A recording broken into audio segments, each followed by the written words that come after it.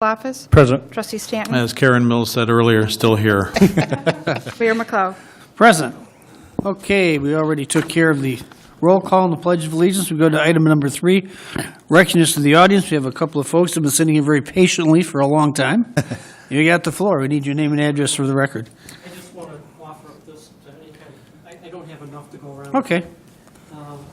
Thank you very much for this opportunity to address you. Sure. The microphone, please. Sorry.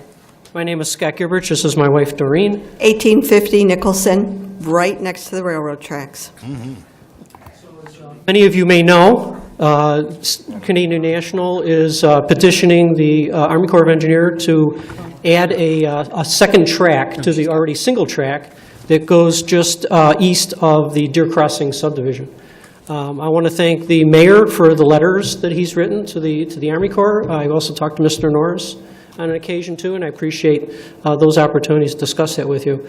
The reason we're here today is that we need to come to like an understanding where the city is as far as this potential construction by Canadian National. We're not really clear on that. We have a number of villages that we've been talking with and subdivisions. We have representatives as a group. We meet regularly to try to continue to formulate our plans and how we're going to work with Canadian National. So far, Canadian National doesn't want to work with us. They look at it as a right-of-way. If you look at the plans there, it's almost 4.5 miles from Shoe Factory Road down to Spalding in Bartlett. And what that means is they're adding a second track through all that, and they're going to the west side of the existing track, which means that goes right into the subdivisions. And in that report that I handed out to people, it identifies the fact that they are going to just greatly disrupt the neighborhoods. They're going to dig trenches, remove hundreds of trees all the way down to Spalding. They're going to reroute waterways, and that's why the Army Corps is involved. There will be some land seizures through the eminent domain. Many of the people that are along that route that's even outside of the jurisdiction of Hoffman Estates that didn't know about it, and there's even a company called Safety Clean where this expansion is going to go right through their parking lot, and they had no idea of what was going on. I talked with the fire department. The gentleman's not here at one point, that they were unaware of this was going on. So Canadian National has not done a good job alerting the village, the cities involved, what it's going to do to their traffic, what it's going to do to the safety issues. As this first page identifies, and I'll wrap this up, but the trains are going to go 20% faster. This is CN telling us this. Their trains will be longer in length. There's going to be 30% more train traffic. And I talked about the rerouting of everything as far as all the waterways. There's already a lot of flooding that goes along the back of the Deer Crossing subdivision to the east side. I can't speak to the other villages that are along the way there. There's significant noise, and they're adding more track and more switch tracks when you go across the tracks. And that's the clickety-clack noise that is extraordinarily loud. And then they're also building another idling location at the south corner of Deer Crossing subdivision. There's already one right at Shoe Factory Road, just north of Shoe Factory Road. Very loud. The engines run for 5, 6, 8, 10, 12 hours while the crew goes to the Red Roof Inn and goes to sleep for 6, 7, 8 hours because federal law says they can't drive that long. So there's, on the plans, Canadian National won't admit to it, but you read the plans, they're going to be parking more trains there. So on either side of our subdivision, we're going to have engines sitting there idling for hours and hours and hours on end with extra noise, extra air pollution. We've talked to a number of political offices, Raja. We've talked Senator Castro. Senator Castro. We've had contact with Senator Durbin and Tammy Duckworth. We've tried to get a number of influential individuals involved writing letters and trying to make Canadian National understand that this is not a slam dunk. But one of the things we really need is, and the people in the neighborhood, is we are part of this group called FAIR. So it's Families Against Railway Expansion. And this is the truth, the people have asked, where does the city of Hoffman Estates stand on this? And I can't answer that question. I can say, I've talked to Mr. Norris.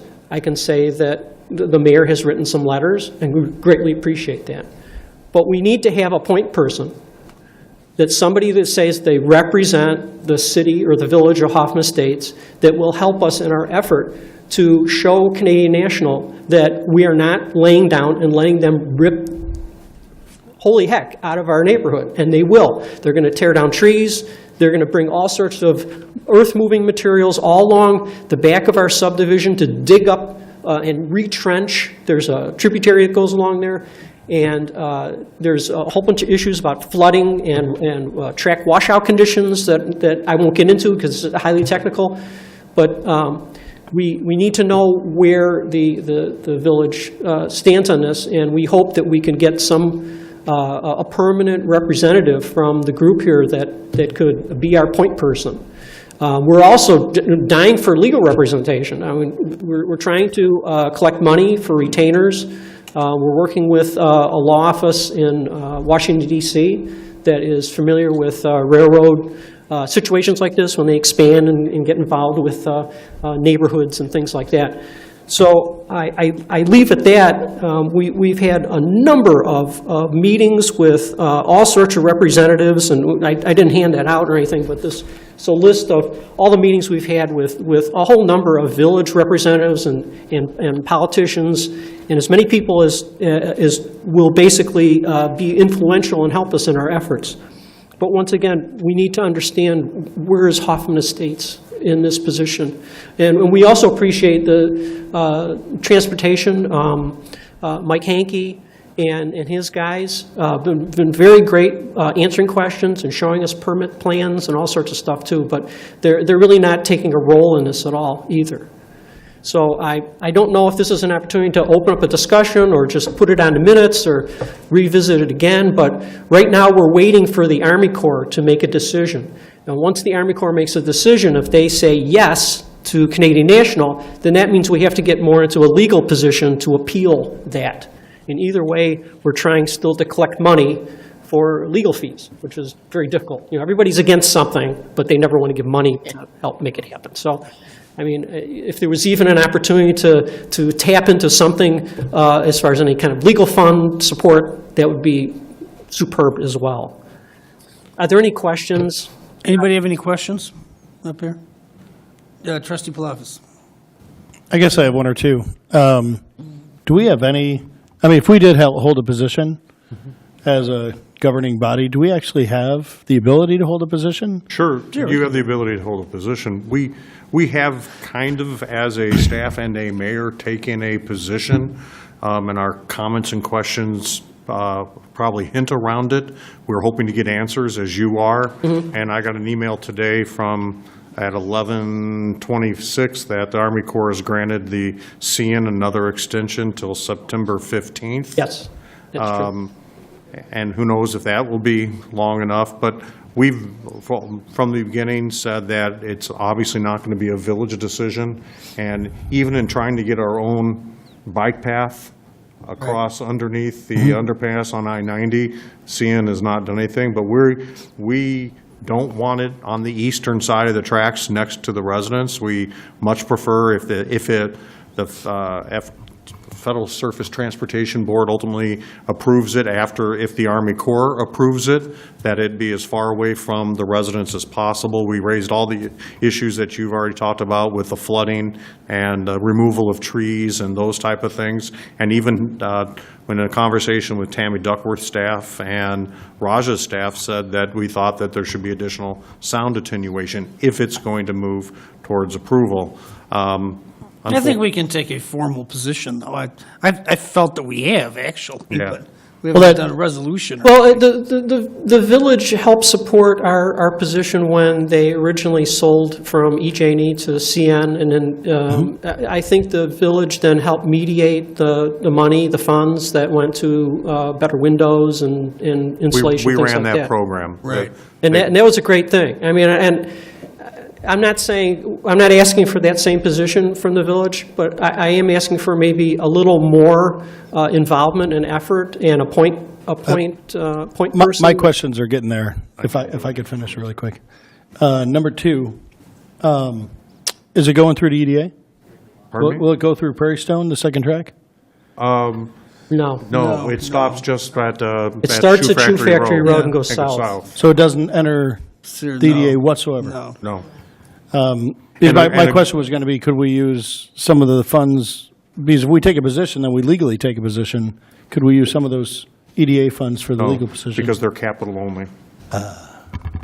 Gotcha. so- Taking a legal position, and I'm sorry to take all your time, taking a legal position then helps get CN to realize that we are very serious and we're going to delay this and that we want to go into mediation, which means we do want them to give us some funding for when they break something when they're doing all this and before the construction starts so people can do things to their homes to improve them so it would help reduce the amount of impact. And that's one effort that would greatly help if there was an opportunity for funds for legal. Why don't we put it on the agenda for the next meeting, a resolution formally opposing it? And, Do you want to put it on transportation's next meeting? Pardon me? Yes, please.